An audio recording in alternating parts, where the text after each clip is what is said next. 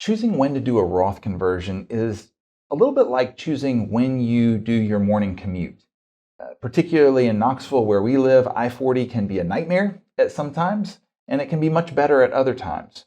So just like that, a Roth conversion can be very strategic and done well at certain times, but also inadvisable at other times. And so we'll dive into the details today.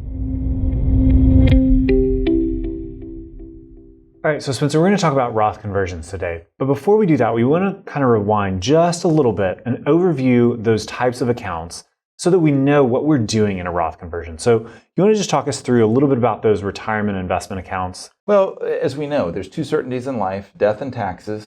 And taxes you're going to pay taxes on that income one way or another. As you mentioned with these pre-tax assets, what the government did in the 1970s with ERISA was come up with a framework where you could take your income and push it into a retirement savings account and not pay tax at that point. Later on, after you've seen hopefully growth in the account, then you take those resources out, you've got to pay tax at that point. Now the wrinkle is that in the 1990s, the government introduced legislation that allowed you to save for retirement, but to pay the taxes up front into what's known as a Roth vehicle, a Roth IRA or Roth 401k. So now we have choice of when we pay the taxes. Do we pay them up front? Do we pay them later on? And a Roth conversion gives us even more choice in that we can choose when we pay the tax, because we could take those IRA, traditional IRA, or pre-tax 401k assets and choose when we do a Roth conversion and trigger the tax bill at that point. Okay, so walk us through just the mechanics of what is a Roth conversion. So a Roth conversion, again, we're taking resources that are in that pre-tax bucket. This would be a traditional IRA, traditional 401k, these types of assets that you've not paid tax on yet. And converting, so moving those over to a Roth structure. So a traditional IRA typically would be converted to a Roth IRA. There are many employer-sponsored plans that will have a traditional 401k and give you the opportunity to do a conversion, an in-plan conversion to a Roth 401k. So it's that mechanism of sliding things over. Now, as that happens, the amount that's converted, you get to pay ordinary income tax on that. So that is counted as a distribution to you, and usually in January, the year after that you do that conversion, as you're filing your taxes, you're going to have that you're going to have to recognize as ordinary income. So essentially, you're moving money from one pocket to the other, but in the midst of doing so, the federal government says, I need my cut because you haven't paid me yet. Right. So you're moving money, you're trying to make it more efficient in the long term, but the government still wants to get paid. So why would somebody want to do a Roth conversion? If they're going to have to pay taxes on it, why does this make sense? Well, there's a bunch of different reasons. We'll highlight 5 of them. The first one, of course, is that you have tax-free growth and then withdrawals. So from the moment that you do that Roth conversion, any growth that you have in the account thereafter, you're not going to have to pay tax on. So let's say you convert $100,000 and then that account grows to $200,000 over the next 10 years, provided that you abide by those qualified distribution guidelines for a Roth. That extra $100,000 that just grew, you're not paying any tax on it. The first $100,000 you did the conversion on, so you did pay some tax on that, but thereafter you did not pay tax on it.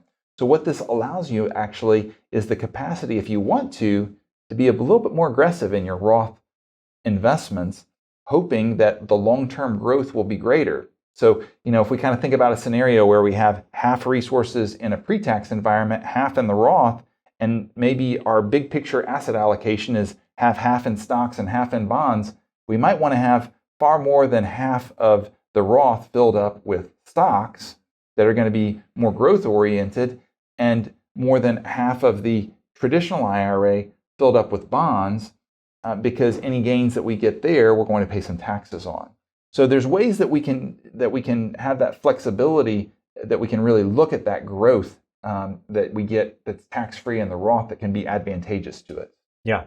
So the next one is no required minimum distributions. Talk us through that one a little bit. Well, when you have resources in a traditional IRA, once you attain that age, and for folks that say are in their early 70s, it's going to be age 73. For folks that are in their 50s right now, it's going to be age 75, I should say. But you're going to have to start taking some required minimum distributions again, because the government, if we go back to the 1970s with ERISA, they gave you a tax benefit, said you're not going to have to pay taxes on these resources right now. Now, it was a selfish reason that they did this. They wanted to make sure that you weren't indigent. They wanted to give you an encouragement to save so that they didn't have to provide for you at the end of life. But they weren't going to make it all benefit, to you in that. They're saying we want to make sure that you have to take resources out so that you pay taxes on them at some point. So we circle back there, and those required minimum distributions, they start at either age 73 or age 75 now, and they will be something like 4% for the first few years, and they grow a little bit every year thereafter. If you live to the ripe old age of 117, I think you have to take out 50% every year. So they grow a little bit over time every year on a percentage basis there. Now, with the Roth IRA, there's no required minimum distribution.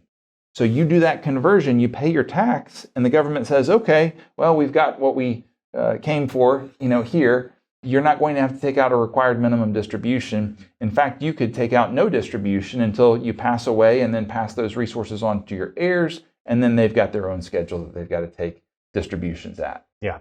Okay, so the next one is tax diversification. So we're thinking about what's going to happen, especially in 2026, when tax rates increase. So you want to walk us through why a Roth conversion can be helpful for your taxes. None of us knows what's going to happen in Washington. We don't know what legislation is going to come down the pike. We don't know what direction the country, may go from a how we're going to tax people standpoint. So if we have some resources in Roth, most people, as they save, most of their assets are going into the pre-tax bucket. There are some people that start from day one with Roth, but they are unusual. So usually we see this pre-tax bucket that is bigger than the Roth bucket when we start working with folks. Let's say they're in their 50s and we look at where they're at. So we want to start looking and saying, okay, can we diversify our tax liabilities there and maybe pay some of those taxes up front? You mentioned in 2026, we've got the Tax Cuts and Jobs Act sunsetting. So if Congress does not act, then we will see tax rates go back up to where they were in 2016. So if they do that, it might be nice to pay taxes now if your tax rate is lower than where it will be in just a few years. So that's one of those things that we've always got to be looking, where are your taxes right now when we're considering a conversion, and where will they be in the future? And sometimes we'll even think about, where will your heirs' tax rates be? Because we might have mom and dad that have a lower tax rate, and let's just say that we've got, they have a surgeon and a CEO of a big business, that are the beneficiaries of their accounts. They might say, well, I'll pay the tax at a lower rate right now, go ahead and convert to Roth, and then as resources get passed on, my heirs will not have as much tax due. Okay, so you touched on the legacy planning there, but let's talk about lower IRMA surcharges. Ooh. This is really a fun one. Yeah. We've talked about the wonky calculation of how do you get that IRMA surcharge, where does it come from? Mm-hmm. You can look back on another one of our videos to get that. But the reality here is, if you jump $1 into an IRMA surcharge bracket, you got to pay. So how does this help us? Well, it can help us or it can hurt us. Again, it's all about, when do we choose our commute on I-40? Is it a good time or a bad time? If we look at it in context of a Roth conversion, if we do converting, let's just say we have a couple that we're working with and they've saved really well for retirement, and they're going to defer Social Security out to their late 60s or even age 70. And now we've got something like 7 years where maybe they're going to take mainly distributions from non-qualified accounts that are not going to be going to have as much tax, that's due. But we know that Social Security, when it starts, and when those required minimum distributions, when they start, they're going to have a high level of income. It wouldn't be uncommon for us to see, clients that if they're taking from, say, an individual or a joint account, that they might have taxes that might only be $30,000 or $40,000 of income. in their 60s, and then they jump by age 75, they might be at 250. Okay? So when they get to that 250 number, at age 75, when they're having to take those required minimum distributions, they're getting into those surcharges, those Medicare surcharges, and those can be kind of nasty. They can be expensive. So if we can convert beforehand, though, what happens is the amount that they have in pre-tax resources is less. So their required minimum distribution, we expect, will also be less down the road. So this may help us to slide down their income as they get into their 70s, where they're not going to be subject to those Medicare surcharges, or if they are, maybe not subject to quite as high brackets, as they would otherwise be. Right. And we'll continue on this Medicare surcharge and talk about disadvantages. But one thing as well, when you think about making these Roth conversions, you don't want to convert bonds into your Roth, because especially if you're trying to defer and keep that income low, you want to convert the stocks and allow the stocks to grow in your Roth so that you're really maximizing that benefit. That's what we would typically look at, if we have different resources in pre-tax and Roth. Again, we're shading those Roth investments oftentimes much more towards growth so that we can get tax-free gains there. We still want to have a level of assets should the stock market drop or should the economy fall apart. Still want to have some assets that we can tap into in bonds, but oftentimes we would put those on the traditional IRA side or the 401k side, the pre-tax side of things, because a lower level of gain there, we're not going to have as much tax on that. All right, so let's come back and say, we want to think about those Medicare surcharges. How can a Roth conversion actually be a disadvantage when we think about Medicare surcharges? Well, let's roll things back and say there are plenty of times when a Roth conversion doesn't make sense for multiple reasons. Let's just say that we are sitting down with clients and they're 65. So, from day one of retirement, they're going to be potentially subject to Medicare surcharges. Let's just say in that year, though, that they have a very high level of income. Just say that they did very well and we're getting a payout, having some consulting, other things. So they're already in income. Let's say they have $500,000 of income in that year. If they convert, do a Roth conversion there, now we're adding income, and we might be adding, at a tax rate of 32 or 35 or even 37% or higher there if we add in state taxes. So it's already punitive to them, because let's just say that 3 years down the road, they don't have that same level of income, or they're unlikely to. Well, we would already be encouraging them to have that conversion that would be added to their taxes in a bad tax year. And then if we did that as well, we would be pushing them up surcharge brackets. So it would be doubly bad there. It would be almost like we'd be saying, okay, well, let's not just do our commute, at 7:45 when it might be the worst, on I-40 in the morning. But let's not just do that, but let's go ahead and be driving, a school bus, there, that makes it even harder, just to get on and navigate, that time. So we want to be very careful about the particular year that we're looking for a Roth conversion, because it can change dramatically, even year to year. So we'll have clients that maybe they have a bad tax year, one year that we say no Roth conversion. The next year, let's just say they have no income. They've fully retired and they don't have, say, a significant pension. You may say, okay, it's time to load up and do a big Roth conversion there. So it changes every year. Okay, so another one of these disadvantages, you just mentioned, you got to pay the taxes up front. That can be really significant for some clients. And we just want to be aware that that is a disadvantage. Another one is this 5-year rule. We've talked about it in previous videos about the withdrawal sequence of when you can take out from Roth IRAs, but walk us through this 5-year rule.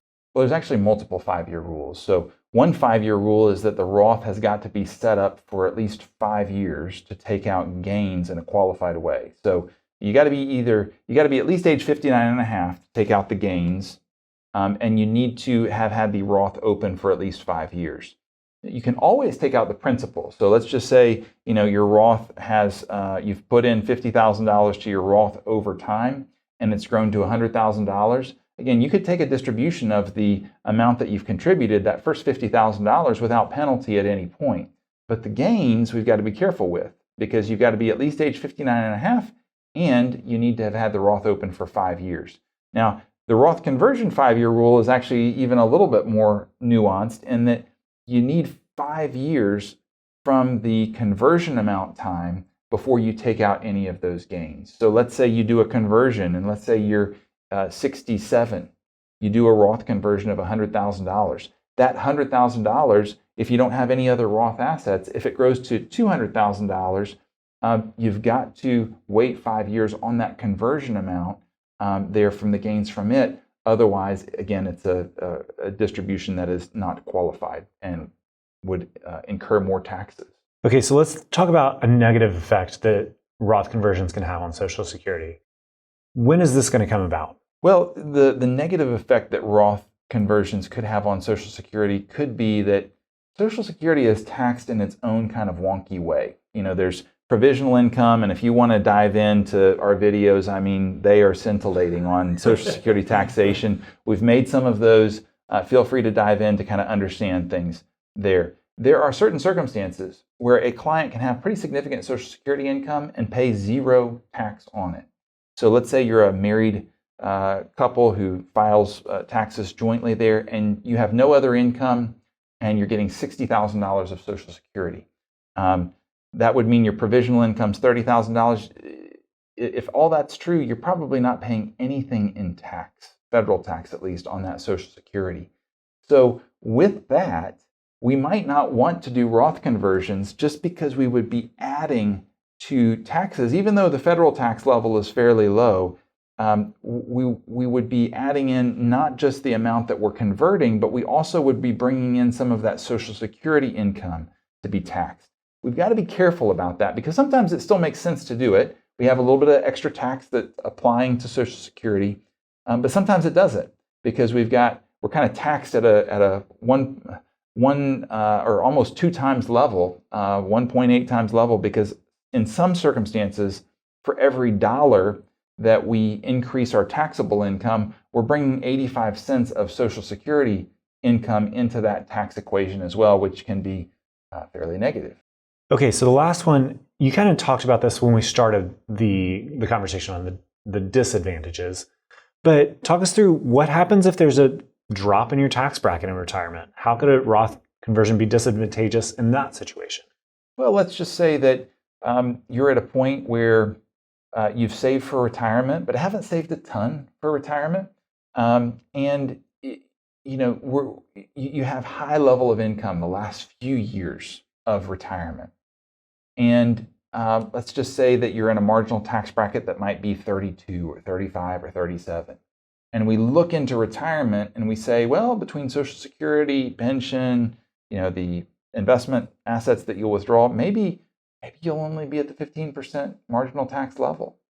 Why would we want to convert, at that point where you have a much higher tax liability right now, much higher marginal tax bracket, when in the future your marginal tax brackets will much likely be less. So we want to be really careful about that, because if your taxes are likely to be lower in the future, or even your heirs or their tax brackets are likely to be lower in the future, we really have to have a different and more compelling reason to do that Roth conversion rather than just keep the resources pre-tax.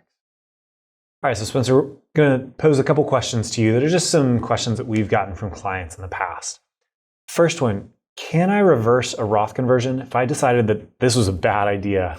I made a mistake. Can I reverse it? You used to be able to, but under the Tax Cuts and Jobs Act of 2017, beginning in 2018, we can't do that anymore. So once it's done, it's done. What about, can I do one once I'm retired? Absolutely. And this is where we oftentimes will work with clients early in retirement, especially for folks that are in their 60s, can be a great time to do Roth conversions. What about, does it count towards my RMD? We've got clients that need to take their required minimum distribution. If they do a Roth conversion, that counts, right? Actually, sadly, no, it does not. You have to take out the required minimum distribution, and that cannot be a Roth conversion. So the federal government's let's say you have a required minimum distribution of $40,000.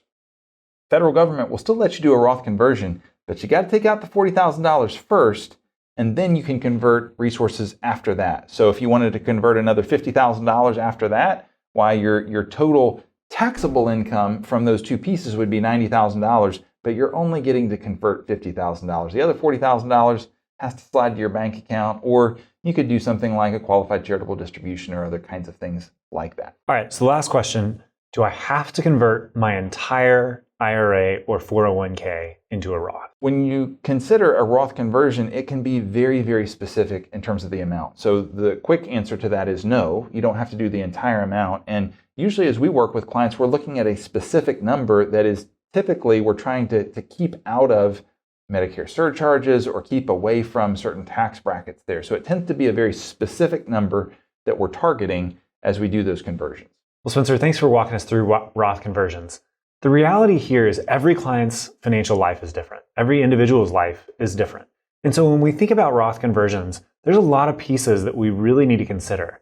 So before you take what we said in this video and go run and try to do a Roth conversion, talk to your financial advisor, talk to your tax professional. Don't just take what we talked about and say, oh, this is a great idea, I'm going to go implement it. You really need to work with a professional on this. So if you have questions, clients, if you want to reach out to us, if a Roth conversion makes sense for your financial situation, we would love to talk with you through it. And with that, we hope you had a great time with this video, and we'll see you next time. If you like these financial planning videos, please share with a friend, and if you have questions, go to our website at seriousretirement.com. This content was provided by Retirement Planning Services. We are located in Knoxville, Tennessee. You can visit our website at seriousretirement.com. The information in this recording is intended for general educational and informational purposes only and should not be construed as investment advisory, financial planning, legal, tax, or other professional advice based on your specific situation. Please consult with your professional advisor before taking any action based on its contents. Advisory services offered through Retirement Planning Services, LLC.